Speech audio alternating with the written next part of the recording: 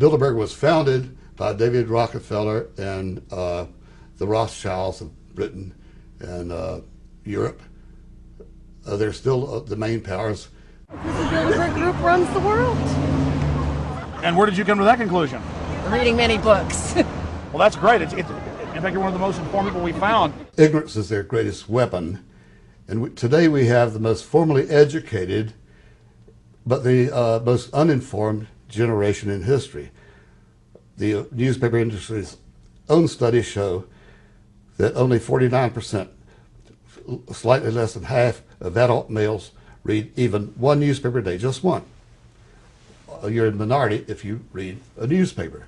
All of these who we think that we're electing as leaders have already been pre-picked for us.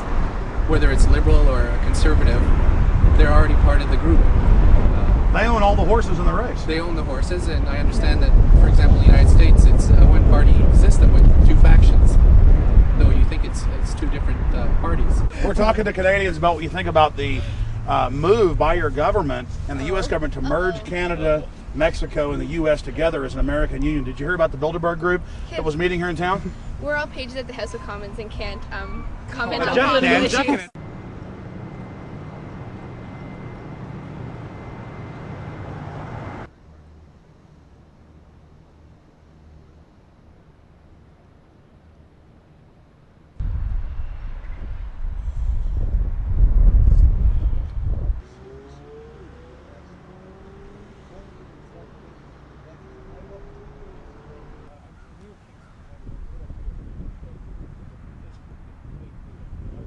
I booked a room way in advance, and when I got here when I checked in at 10 o'clock, they told me that I had, at 10 o'clock at night, they told me I had to be out at 8:30 in the morning, and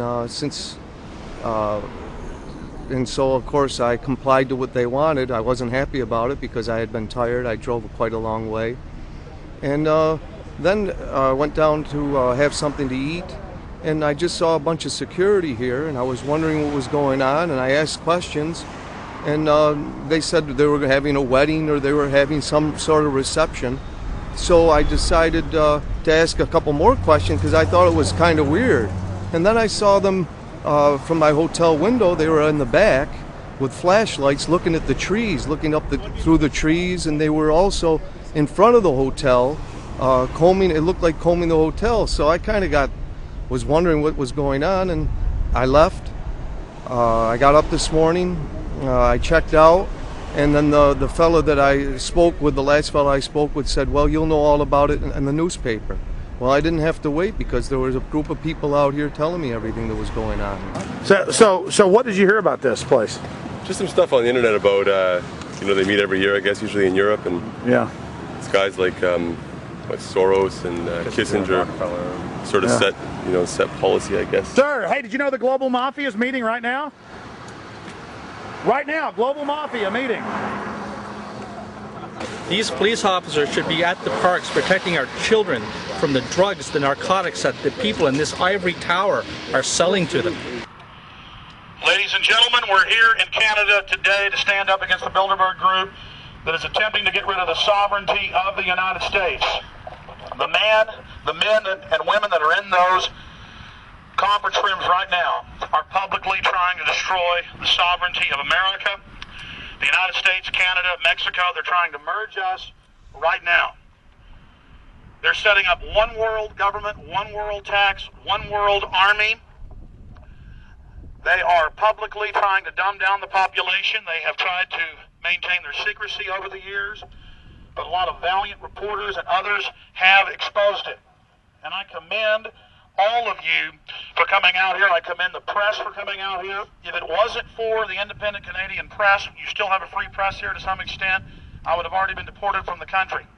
For simply trying to come to Canada to expose 120 of the world's elite meeting to combine their power to bring in their one world government agenda. And that's what they're doing here right now. Their agenda is faltering. They've had many victories, but they're now, for the first time, beginning to have defeats. They tried to have European Union expansion to take away the last vestiges of sovereignty from the European people last year from those nations.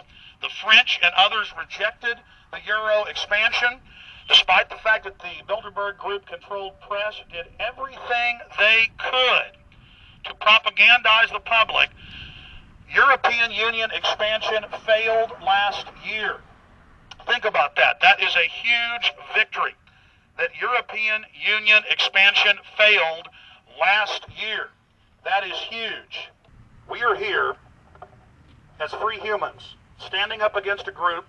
We have their own documents from over the last 27 years that we've been able to get out of the meetings. Their own documents show they want one world government, one world army. They want to destroy the democratic processes in Western Europe, in Canada, in the United States. They are attempting right now to merge Canada, the U.S., and Mexico publicly into the American Union.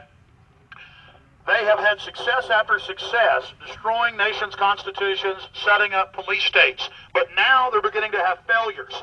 The American Union, through the free trade area of the Americas, failed last year.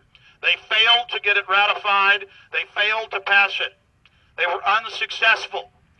The European Union expansion failed for the first time in 50 years of the European Union being set up. When they finally got to the point of taking all national sovereignty away from those nations, France and other nations rejected it, and the ratification failed. The ratification of the European Union into a superstate power failed. Sovereignty for those nations had a great victory. This is so exciting. So God bless you all for being here. Hi, how you doing? Are you wondering what's going on here? I know what's going on. Oh, really? What's going on? I just came from work. Oh, you work there? Those are some very evil men, man. Very evil. The blackout is still almost 100% in the United States, but it was in Helsinki about 1996, I believe it was, when our readers from Helsinki, not many readers, of course, with the expense of the postage, they tend to share the spotlight with each other. And the readers, we had it so early, we had an advance story, the paper gets across the Atlantic, they read it, they mail back first-class letters saying, should we alert the media? Well, I did not think about that years ago. I said, yes. So the local newspapers, TV outlets, radio outlets were all there to greet the Bilderbergs as they landed. It was heavy page one treatment with photos. And since then, it's been heavy treatment in the European press ever since. Now, here in Canada, there's been extensive coverage of this Bilderberg meeting. Heavy photographic attention to proper questions raised, very good stories.